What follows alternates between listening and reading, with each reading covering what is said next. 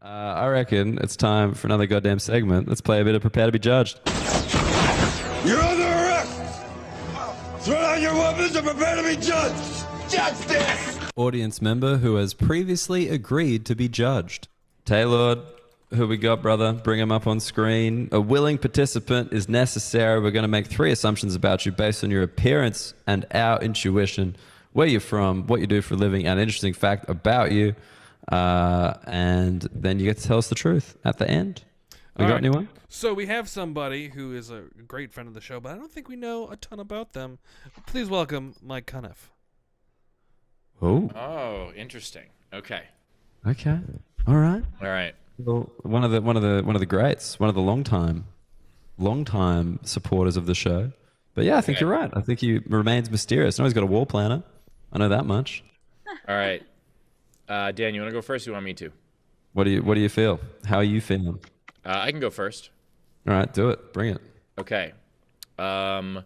You live in that room and in that room alone, and that's why there's all that stuff there. For a living, you organize other people's closets, oddly enough. I thought I'd get more on that one. He's like Marie Kondo. Come on. And an interesting fact about you, you actually, if you open that door, it opens to a giant rest of the home with nothing in it. You've gone at a certain angle there. Okay. I figured once I was walking down that route, I'm going to walk down that route. Go for it, yeah, Dan. you gotta go. You gotta go. All right. So Mike Cuniff, you live in a. I agree with Steve. I think it's a studio apartment. The computer is currently resting on your bench top, connected to your kitchen. And there's no door between the bathroom and the rest of the apartment. It's a real. And Dan's got a whole floor plan in mind. Yeah. This is why I go second. You know, I really like to milk it. And that is actually located in Canada, which is why you're dressed up Canadian style. You dress like you go on a maple syrup bottle for a living. Wait. Speaking of that, by the way, Mike, what do you? If you're from Canada, what did you just go to a wedding? Why are you so fancy? What's going on? Time to change on the way over. Not a wedding, Steve. He's only wearing one thing of denim. You know, you got to double up. Well, he's not the officiant. Come on. Oh, that's true, of course. Canadian priests wear a denim collar. Anyway, what you do for a living is work in a music store, but you tell people you're in a band.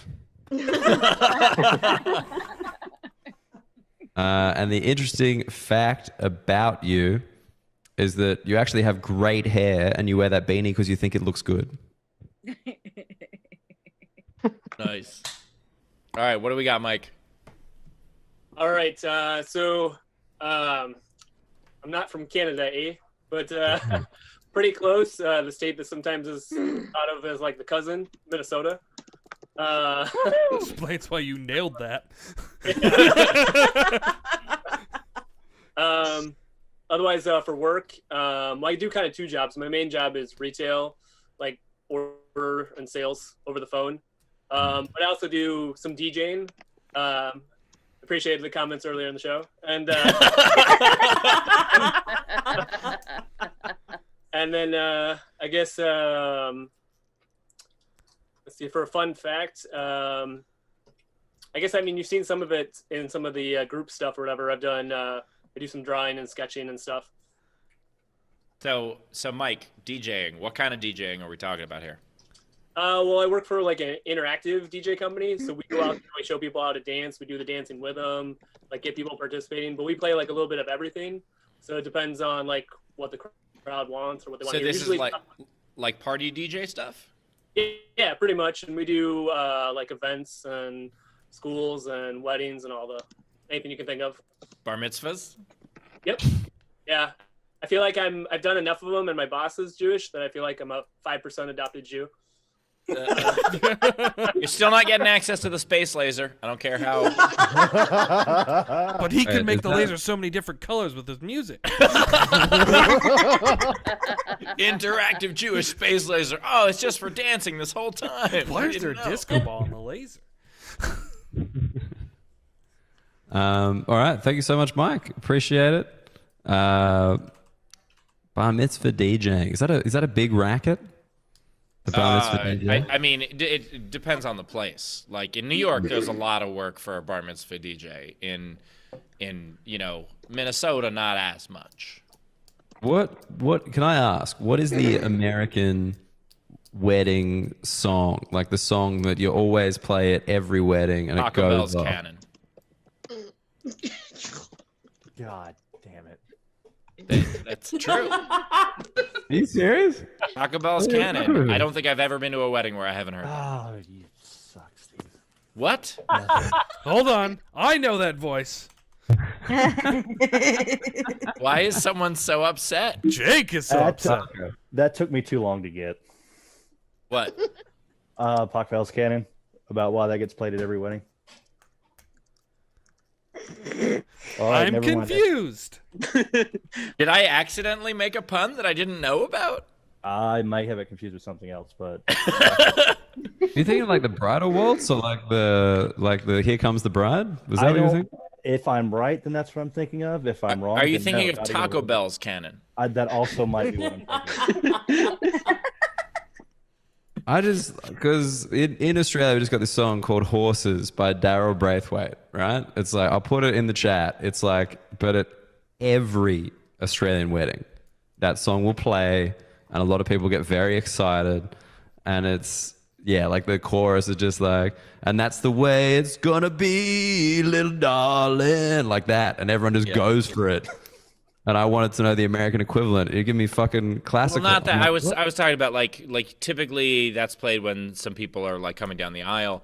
But also, Jared Chowan just said, "Big and Rich Save a Horse Ride a Cowboy" is one that I hear at every wedding I've gone to. And let me just say, Jared, you and I go to very different weddings. That gets played a lot too. Cupid Shuffle. Chicken dance? Yeah, keep it shuffle. Yep. Yeah. Cupid Shuffle. Okay, please, can we? I want to make a thread in the Facebook group. I want to hear about everyone's little American. I need to know because you need to. Do you guys do the Grease Mega Mix over there? Is that something you guys do? Oh yeah, that. Oh, and also Last Dance. So many bands will close that. We'll close the wedding with that. Right. Okay. Yeah. I'm pretty excited for these wedding songs. I know it's somewhat derailed the momentum of the show, but I don't give a Colleen shit. put it in the chat. This is one of my favorite things: Paco Bell's Chicken, where they had rubber chickens play Paco Bell's Cannon. It's really quite stellar. I love that mashups are not enough for you sometimes. You need to.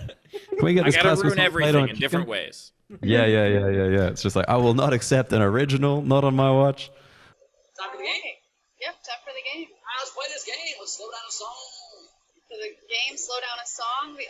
Front row, raise your hands. The unpaid entries that I really liked was Stephanie Ibanez had Somewhere Over the Rainbow. I'll see what caused the 405 to stop.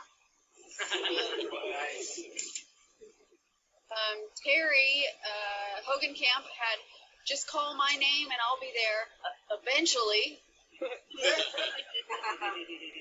And a Wingle Wingle long last name. I get knocked down, but I'll eventually get up. It's actually pretty comfy down here.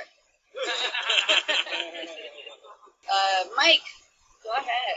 All right, so I got three of them. I've got Can I Kick It? Eventually. Wake Me Up, but not before 12, yo. and this is how we sort of do it when we get to it. Nice.